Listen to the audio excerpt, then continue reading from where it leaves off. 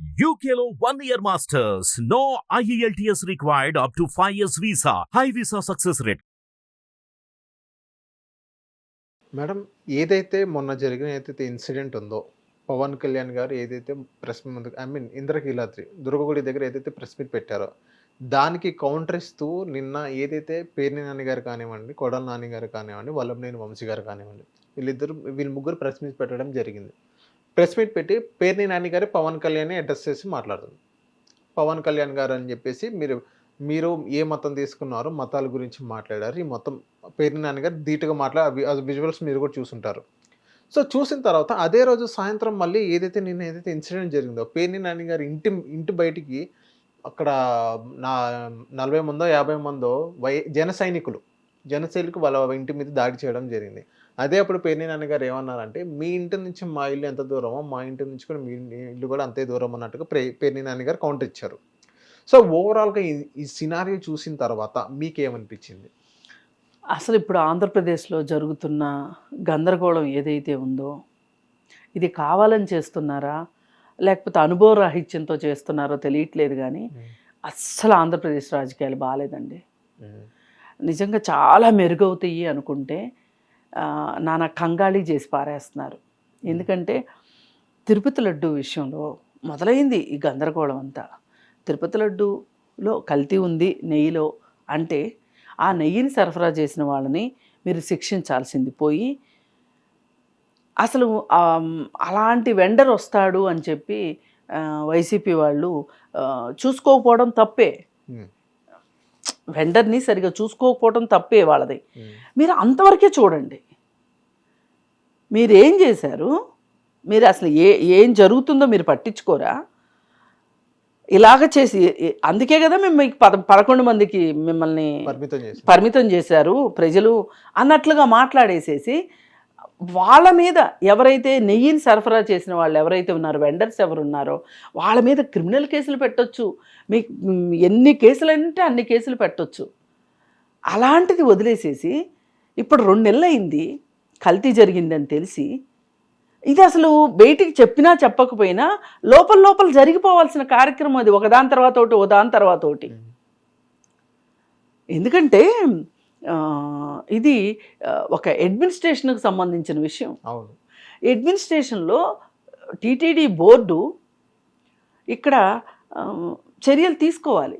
అది ఒక special board, దానికి చాలా చాలా పవర్స్ ఉన్నాయి. ఆ ఈవో ఆదేశించారు, శ్యామలరావు గారు మంచి పని చేశారు.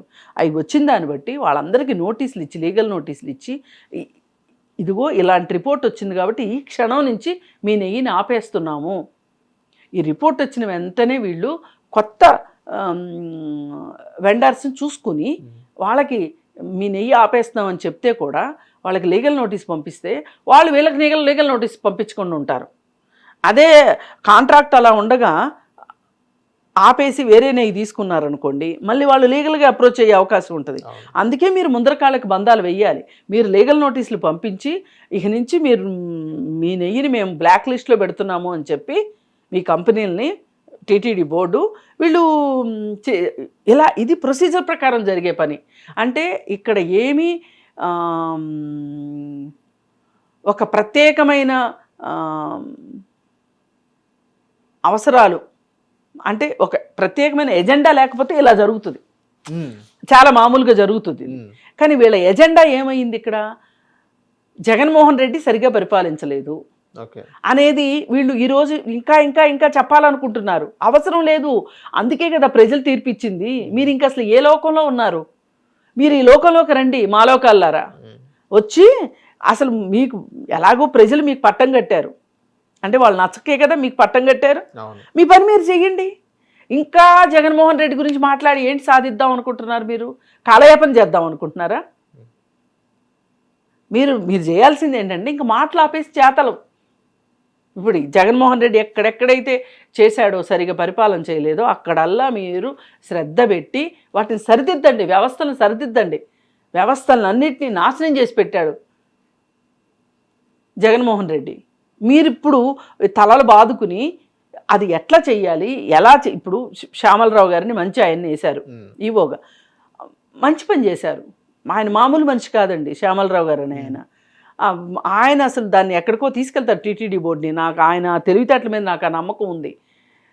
అయితే మీరు అలాంటి వాళ్ళ చేతుల్లో, టెక్నికల్ పర్సన్స్ చేతుల్లో మీరు పెట్టండి, వ్యవస్థల్ని ఒక గాడిలోకి తీసుకురండి మీరు. అంతేగాని ఇంకా ఎందుకు ఒకదంపుడు ఉపన్యాసాలు ఇస్తారు? ఇదేమైనా ఎలక్షన్ టైమా ఉపన్యాసాలు ఇవ్వడానికి? అవసరం లేదు, అయిపోయింది, ఆ టైం అయిపోయింది, మీరు మాట్లాడాల్సింది. అయితే మీరు పదే పదే పదే పదే వ్యక్తుల్ని టార్గెట్ చేసి మాట్లాడుతున్నారు కాబట్టి వాళ్ళు కూడా వ్యక్తుల్ని టార్గెట్ చేసి మాట్లాడడం మొదలెట్టారు, వైసీపీ వాళ్ళు. పైగా పవన్ కళ్యాణ్ ఒక హద్దు మీరే మాట్లాడాడని అనుకోవచ్చు. ఎందుకు హద్దు మీరు మాట్లాడుతున్నాడంటే ఆయన మోడీ దృష్టిలో పడాలనుకుంటున్నాడు. పైగా మోడీకి ఏమి ఇష్టమో అవి మాట్లాడుతున్నాడు. ఇప్పుడు చిన్నపిల్లాడికి అన్నం తినిపించేటప్పుడు వాడికి ఇష్టమైనవి చెప్తుంటారు. చందమామ రావే, జాబిల్లి రావే, నువ్వు ఈ అన్నం తిన్న తర్వాత నీకు చాక్లెట్ ఇస్తాను, లేదనుకుంటే నిన్ను ఆచి తీసుకెళ్తాను, నాన్న స్కూటర్ మీద ట్రిప్ వేస్తాడు, ఇట్లాంటి మాటలన్నీ చెప్తారు. అన్నీ చేస్తారా? చందమామ వస్తుందా? జాబిల్లి వస్తుందా? అన్నం తినగానే రోజు చాక్లెట్లు పెట్టేస్తారా? నాన్న రోజు స్కూటర్ మీద తీసుకెళ్తాడా? కానీ చెప్తాం. అట్లుంది పవన్ కళ్యాణ్ పరిస్థితి. అసలు ఎందుకు ఈ మాటలన్నీ ఎందుకు అనవసరంగా మాట్లాడి సనాతన ధర్మం అని చెప్పి, సెక్యులరిజం అని చెప్పి, మేమేమన్నా ఎవరి మతాల జోలికన్నా వెళ్తున్నామా? మా మతం మీద జోలికి వచ్చిన వాళ్ళు ఆ మతాల జోలికి ఎందుకు వెళ్ళరు? ఎందుకు వెళ్ళట్లా? పొద్దున్న ఇస్తే పక్క మతాల జోలికే వెళ్తున్నారు మీరు. ఈవెన్ ఇప్పుడు ఏదైతే పవన్ కళ్యాణ్ గారు ఇంద్రకీలాద్రి మీద ఏదైతే దుర్గగుడి దగ్గర ఏదైతే ప్రెస్ మీట్ పెట్టిన తర్వాత మాకు కొంతమంది సన్నిహితులు చెప్పిన విషయం ఏదైతే ఉందో, ఏదైతే పవన్ కళ్యాణ్ గారు హిందువుల మీద ఇలా జరిగిందో మీరు ఎందుకు బయటకు వచ్చి నిరసన కార్యక్రమం తెలియచేయలేట అన్నట్టు పెట్టారు. సెకండ్ పాయింట్ ఏంటంటే, అదే ఒక ముస్లిం కానీ ఇలాంటి సంఘటన జరిగితే వాళ్ళందరూ బయటకు వస్తారుగా, మీరు ఎందుకు బయటికి రావట్లేదు? ఇంకో థర్డ్ పాయింట్ ఏమని అన్నారంటే, మీరు ముస్లింలకి ఇలా అనగలరా? ముస్లింలను అయితే ఇలా అనగలరా? అన్నలేదు, మీకు లేదు, దమ్ము లేదు అన్నట్టు ఇండైరెక్ట్ అన్నట్టు చెప్పారు. ఇక్కడ పవన్ కళ్యాణ్ గారికి హిందూకి ముస్లింకి మధ్య చిచ్చు పెట్టే విధానంగా అనుసరంగా వెళ్తున్నారని కొంతమంది అన్నారు, మాట్లాడుతున్నారు. సో ఏదైతే ప్రెస్ మీట్ విన్నారో మీరు పవన్ కళ్యాణ్, అనిపించిందా మేడం? అసలు ఆ ప్రెస్ మీట్ లో ప్రస్తావించాల్సిన విషయాలే కావవి. ఒకప్పుడు ఈయన ఏం మాట్లాడాడు? నాకు కులాన్ని అంటగడతారా, నాకు మతాన్ని అంటగడతారా, మీకు ఎంత ధైర్యం అని మాట్లాడాడు పవన్ కళ్యాణ్. అలాంటిది వాళ్ళు ఒక మతాన్ని భుజాన వేసుకుని నడవాల్సిన అవసరం నీకేమొచ్చింది? అసలు నువ్వు హిందూ మత ప్రతినిధిగా గెలిచావా, లేకపోతే జనసేన పార్టీ తరఫున గెలిచావా? మీ జనసేన పార్టీకి ఓట్లు వేసిన వాళ్ళందరిలో అందరూ కేవలం హిందువులే ఉన్నారా? క్రిస్టియన్స్ వేయట్లేదా? ముస్లిమ్స్ వేయట్లేదా? నీ సినిమా రిలీజ్ అయితే కేవలం హిందువులే చూస్తున్నారా? అందరూ చూస్తున్నారుగా, టిక్కెట్ కొనుక్కోగలిగే డబ్బులు ఉన్న ప్రతి వాళ్ళు చూస్తున్నారుగా. మీరు ఏమైనా థియేటర్ దగ్గరికి వచ్చి నేను హిందువునండి, నా దగ్గర డబ్బులు లేవు, నాకు సినిమా చూపిస్తారా మీ వాళ్ళు? ఎందుకు లేనిపోని మాటలు, అలవిగాని మాటలు మాట్లాడటం? ఇవన్నీ ఎలా ఉన్నాయంటే, ఈ మాటలన్నీ చూస్తుంటే పాపం ఇవన్నీ చూసే కావచ్చు ఎందుకు వచ్చిందని ప్రకాష్ రాజు, మీరు డిప్యూటీ సీఎంగా అసలు ఎవరున్నారు దీనిలో దోషులు, అందరినీ శిక్షించండి అని చెప్పి అన్నాడు ఆయన. మీరు అనవసరమైన ఈ దేశంలో ఇప్పటికే మతాలకు సంబంధించిన గందరగోళాలు నడుస్తున్నాయి, మీరు దాన్ని ఇంకొంచెం యాడ్ చేయకండి అన్నాడు. తప్పే ఉందండి ఆయన అన్న దాంట్లో? 100% కరెక్ట్గా మాట్లాడాడు. అసలు జాతీయత గురించి అవసరం ఏమొచ్చింది ఇక్కడ? అసలు హిందుత్వ గురించి అవసరం ఏమొచ్చింది? ఈ దేశం మొత్తం కేవలం హిందువుల కోసం ఈ దేశం ఉందా, లేకపోతే కేవలం హిందువులే ఉన్నారా ఈ దేశంలో? అందరూ ఉన్నారు. ఆ మతాన్ని నా మతాన్ని అంటారేంటి? నేను ఊరుకోను అని వీరంగం వేస్తే ఎలా కుదురుతుంది?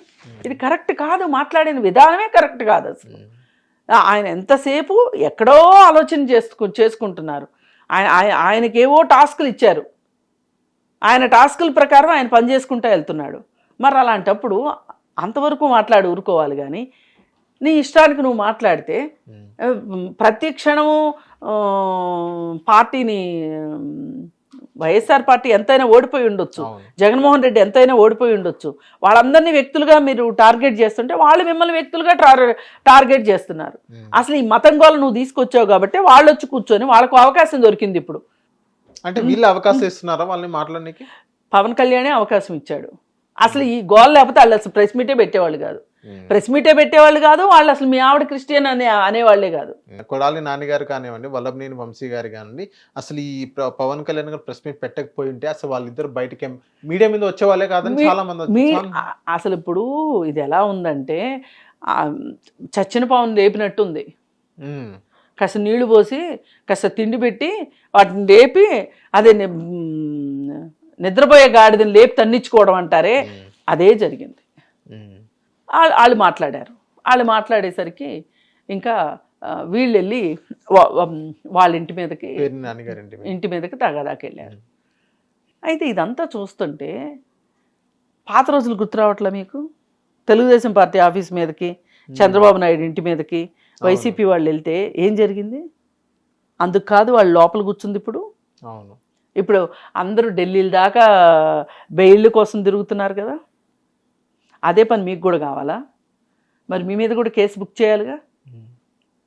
అసలు ఎట్లా వెళ్తారు? ఆ రోజు అది తప్పు అని మీరు మాట్లాడినప్పుడు, తప్పు అని కోర్టులో మీరు కేసులు పెట్టిన తర్వాత, పోలీసులు వాళ్ళకి నోటీసులు ఇచ్చిన తర్వాత, 41 CRPC నోటీసులు ఇచ్చిన తర్వాత, వాళ్ళు వచ్చి పోలీస్ స్టేషన్లో వచ్చి మాట్లాడుకున్న తర్వాత అరెస్ట్ చేస్తారు అనే ఒక భయంతో వాళ్ళు యాంటిసిపేటరీ బెయిల్స్కి వేసుకున్న తర్వాత, ఇంత తతంగం జరుగుతున్న తర్వాత ఏమీ వాళ్ళకి ఫలించకపోతే వాళ్ళందరూ జైలుకి పోతున్నారు కదా. మీరు కూడా వెళ్దామన్నా రేపు? ఇదేనా రాజకీయ నాయకులకి ఇదేనా పని? వాళ్ళ మీదకి వీళ్ళ మీదకి దాడులకి వెళ్ళి జైళ్ళలో కూర్చుంటారా వెళ్ళి? ఆ రోజు వాళ్ళు చేసింది తప్పు అయితే ఈ రోజు మీరు చేసింది కూడా తప్పు. ఇప్పుడు మీరు చేసింది కరెక్ట్ అయితే ఆ రోజు వాళ్ళు చేసింది కూడా కరెక్టే. సో ఇప్పుడు ఏదైతే నిన్న జన సైనికులు పేర్ని నాని గారి ఇంటి మీదకి వెళ్ళారో అది వాళ్ళకి కోపం వచ్చి వాళ్ళు వెళ్ళారే తప్ప నీ స్వతహాగా పంపించలేదు అన్నట్టుగా పవన్ కళ్యాణ్ గారు ఆ విధంగా కూడా వెళ్ళొచ్చు కదా. అవునండి, జగన్మోహన్ రెడ్డిని వీళ్ళని పంపించాడు, కార్యకర్తల్ని నాయకుల్ని పంపించాడు అని చెప్పి జగన్మోహన్ రెడ్డిని అన్నారు కదా. జగన్మోహన్ రెడ్డి కూడా అదే మాట అంటాడు, నేను పంపించలేదు, వాళ్ళే వెళ్ళారు, నన్ను అన్నారని కోపం వచ్చి వాళ్ళు వెళ్ళారు అని అంటారు. ఆబ్వియస్లీ జగన్మోహన్ రెడ్డి ఒక సందర్భంలో అన్నారు కూడా, మా కార్యకర్తలకు కోపం వచ్చి టీడీపీ ఆఫీస్ వెళ్ళారు అన్నట్టుగా ఆయన కూడా అన్నారు. అంటే ఇప్పుడు వాళ్ళు అన్నయ్యే వీళ్ళు అందామని చూస్తున్నారా? అంటే దీనికి ఇక ఎక్కడ ఆగవా ఇవి? మ్యామ్ ఇంకోటి ఏంటంటే ఏదైతే పాత రోజులు గుర్తుకొస్తున్నాయని మీరు అన్నారో, ఇప్పుడు ప్రజెంట్ వాళ్ళకి ఏ సిచ్యువేషన్లో ఉన్నారో మీకు 11 స్థానాలు ఉన్నాయి. సో ఇదే తరహాలో వీళ్ళు కూడా చేసినట్లయితే సేమ్ వాళ్ళు కూడా అదే 11 కానీ ఇంకా సింగిల్ డిజిట్ కూడా వచ్చే అవకాశాలు ఉన్నాయి. ఇదే తరహాలో వెళ్ళేటట్టయితే కూటమి సభ్యులు అంటాను నేను అంతే. ఇప్పుడు ఇది ఒక నానాజాతి సమితి అయిపోయింది ఈ కూటమి అంటే. ఓ పక్కన జనసేన తప్పు చేసినా చంద్రబాబు నాయుడు ఏం మాట్లాడలేడు, బీజేపీ వాళ్ళ గొంతెమ్మ కోరికలు తీర్చాల్సిందే. అసలు టీటీడీ బోర్డులు ప్రక్షాళన మొదటగా స్టార్ట్ చేయాలి. నెయ్యిని ఎట్లాగూ ల్యాబులకు పంపిస్తున్నారు, టెస్ట్ రిపోర్ట్లు వస్తున్నాయి, దాన్ని బట్టి వేరే వెండర్ని మారుస్తారు. ఓకే, అది మామూలుగా జరిగిపోతుంది, ఆన్ డ్యూటీ ప్రకారం షెడ్యూల్ ప్రకారం జరిగిపోతుంది అది. కానీ అసలు జరగాల్సింది ముందుంది. అసలు ఏంటది? మీరు సరైన వ్యక్తుల్ని టీటీడీ బోర్డు మెంబర్స్గా తీసుకుంటారా? అసలు పూర్తి సరైనోడు నికార్సైనోడు మీకు దొరుకుతాడా? టీటీడీ బోర్డు మెంబర్లందరినీ పెయిటీ దిగింది.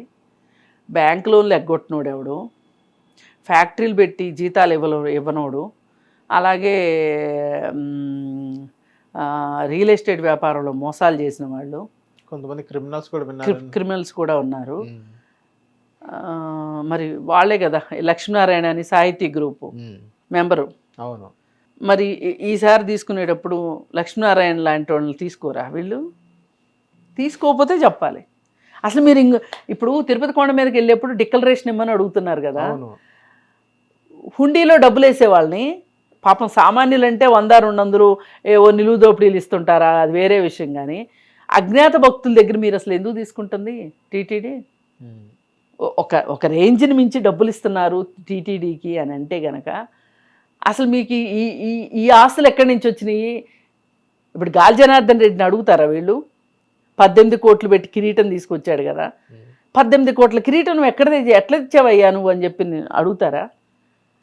మీరు నెయ్యిలో కొవ్వు శాతం గురించే చూస్తున్నారు.